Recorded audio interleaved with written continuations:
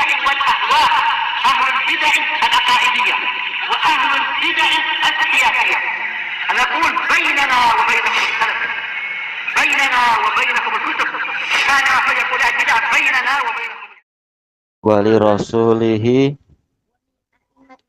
rasulihi dulu.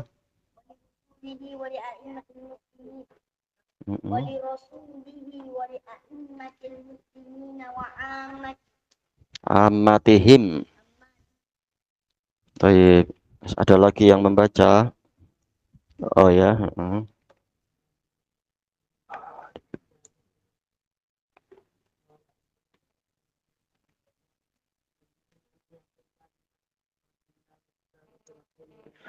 Salah. Afwan, salah tulis nih. Baik, ada lagi yang membaca?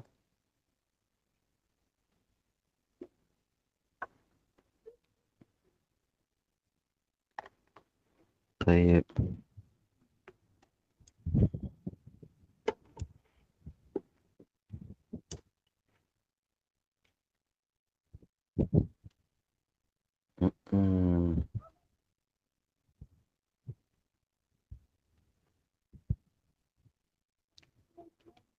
Bismillahirrahmanirrahim. Alhamdulillahirabbil alamin. Asyhadu alla ilaha illallah wahdahu la syarikalah wa asyhadu anna Muhammadan abduhu wa rasuluh. Allahumma shalli ala Muhammadin abdika wa rasulik wa ala alihi wa ashabihi ajmain, amma ba'd. Kita masuk kepada bab yang ke-8. Qala al-Imam an-Nawawi rahimahullahu taala, al-babu samin, babu da'wati ila tauhidi was sunnah. Bab yang ke-8 adalah bab dakwah menuju kepada tauhid dan sunnah.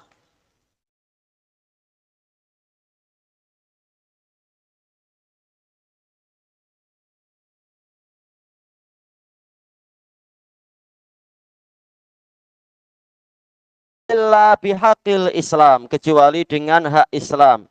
Wa hisabuhum 'ala Allah taala, dan perhitungan amalan mereka itu menjadi tanggung jawab Allah taala. Rawahul Bukhari wa Muslim. Baik, di sini hadis datang dari Ibnu Umar. Ibnu Umar siapa kunyahnya?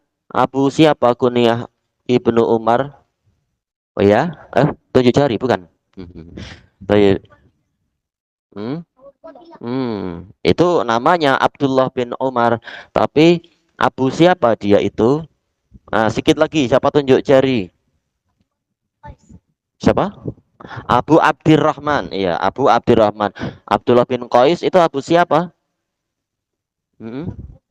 Ayo, Abu Musa al-Ash'ari. Tayyib. Jadi ini adalah Abu Abdurrahman.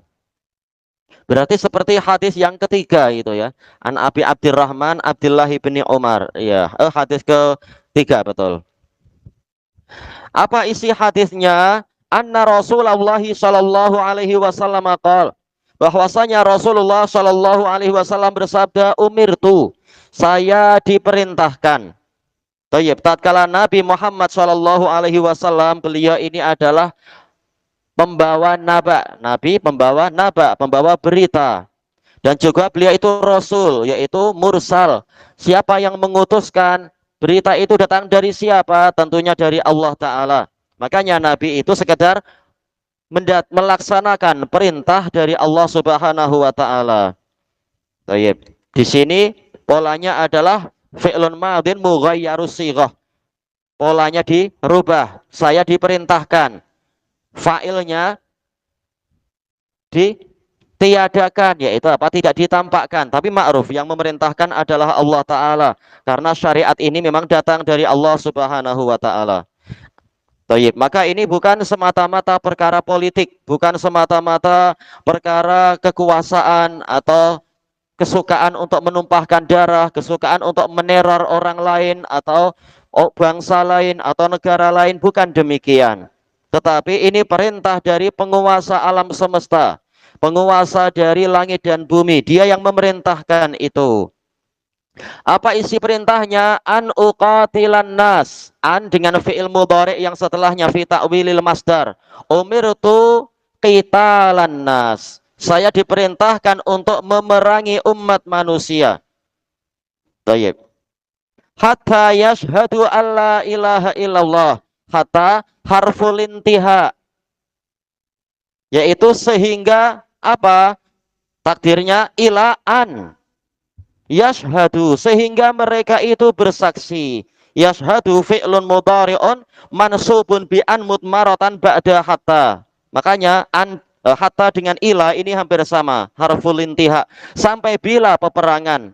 Apakah sampai orangnya mati, ataukah orangnya terbunuh, orangnya cacat, atau apa? Dijelaskan hatta yashhadu alla ilaha illallah wa anna muhammadar rasulullah.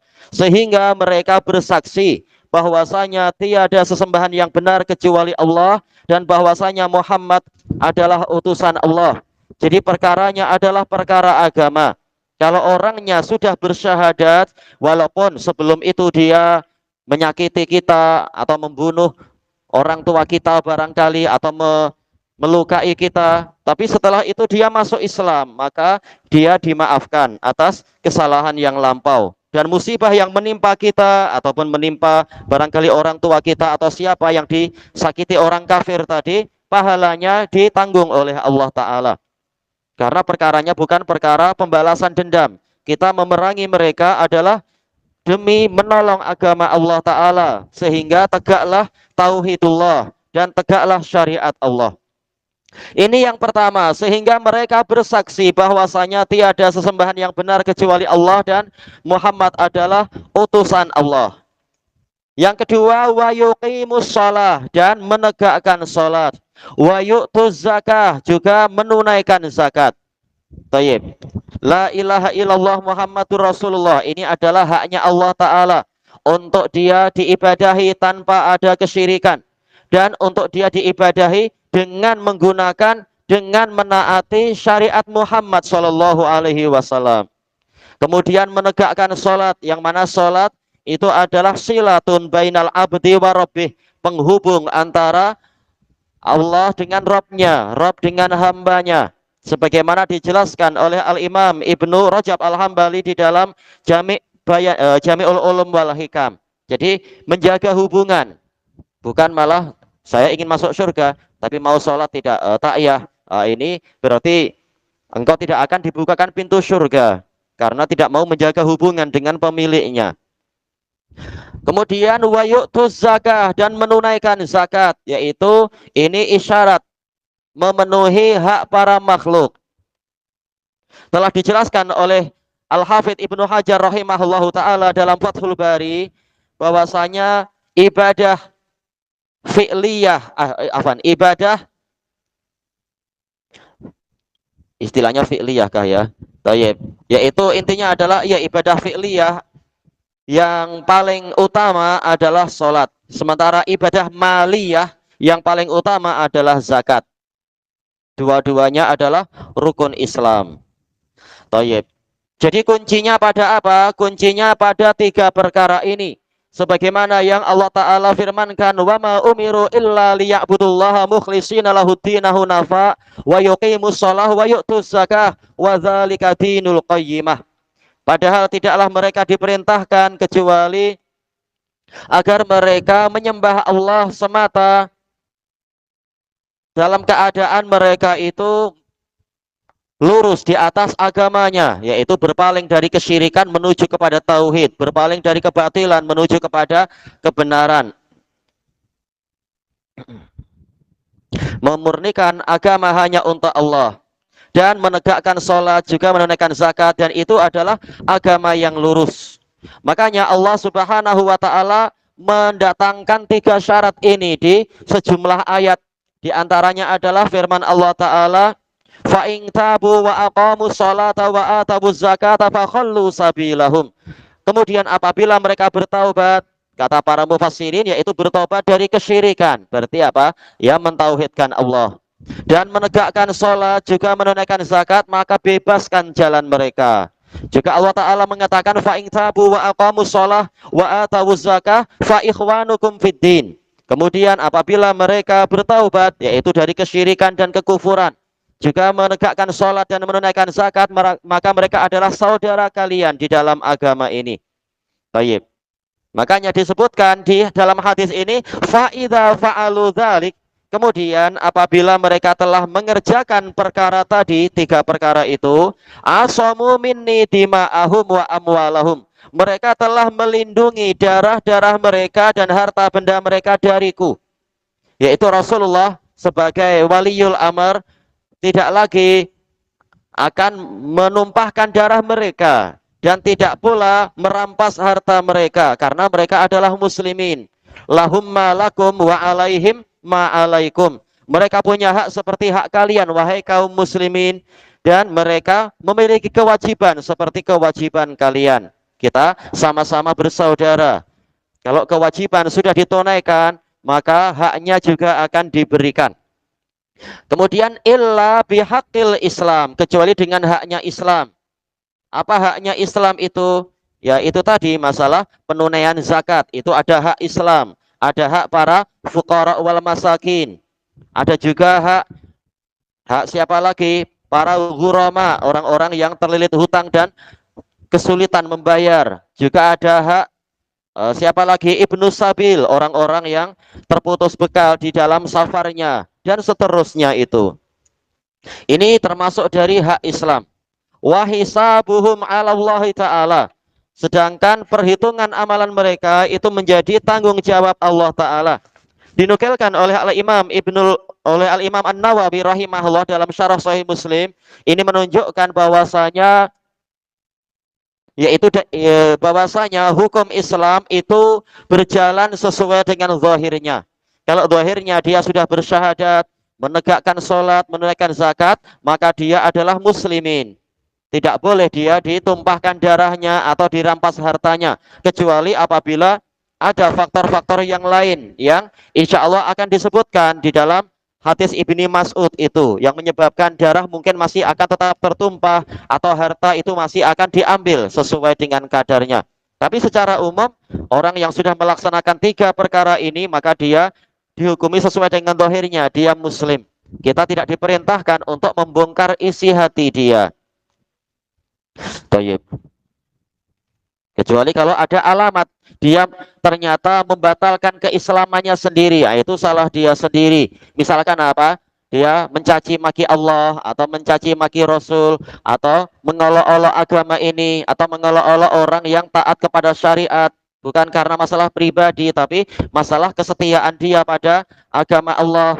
Mengolok-olok wanita yang memakai niqab, menutup wajah itu, menutup semua auratnya, atau mengolok-olok lelaki yang kainnya tidak sampai menutup buku lali, menutup mata kaki, lalu diolok-olok, maka orang ini kafir. Ini hukum umumnya. Adapun untuk orang per orang perlu dilihat apakah dia orang gila, yaitu akalnya tidak ada, ataukah dia ini ternyata belum balik, yaitu belum sampai akal, ataukah barangkali dia sedang mabuk karena berarti apa? Akalnya sedang tertutupi.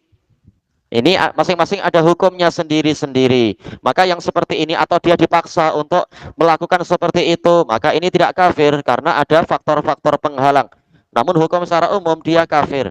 Kalau tidak ada faktor penghalang, maka dia boleh dikafirkan. Baik. Adapun jika tidak nampak tanda-tanda dia itu membatalkan keislamannya dan juga dia itu nampak sholat, mungkin apa sehari semalam 3 atau 4 kali sholat, walaupun dosanya besar, tapi dia masih sholat 5 waktu, walaupun tidak sampai dilaksanakan semuanya, maka ini darah dia masih terlindungi, tidak sampai dikafirkan, tidak sampai dihukumi murtad. Tapi kalau 5-5-nya tidak dilakukan, tidak datang kecuali hanya pada waktu Jumat saja, atau bahkan sangat malas, tidak datang kecuali hanya di waktu raya saja, atau bahkan saking malasnya tidak datang kecuali dibawa orang lain sebagai jenazah, ini tidak layak untuk disolati. Baik, dipersilahkan untuk biar dikuburkan bersama orang-orang musyrikun sana. Nah, ini hilang kan? Mana alifnya nih? Alif lam. Ini lam ada, alif perlu ada. Tayyib.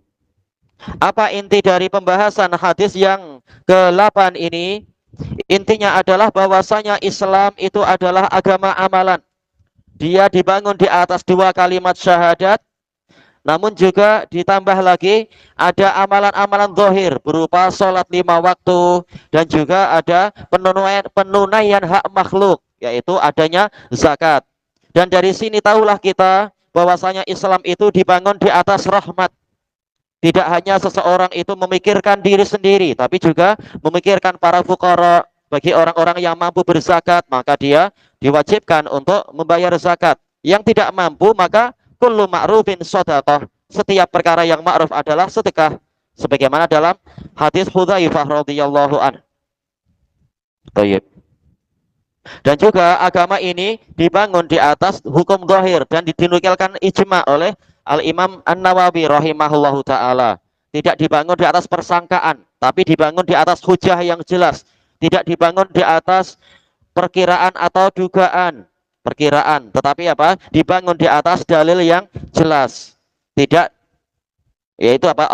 Orang yang zahirnya sudah menjalankan Islam, tidak boleh dia dipersangka dengan apa? Persangkaan-persangkaan yang buruk tanpa ada dalil, tanpa ada hujah yang jelas. Maka yang terpandang adalah hujahnya, bukan bukan semata-mata persangkaan, perkiraan atau yang seperti itu. Bayyib ilahuna wallahu a'lam. Mana ini? Ini kah? Kereta kebal nih.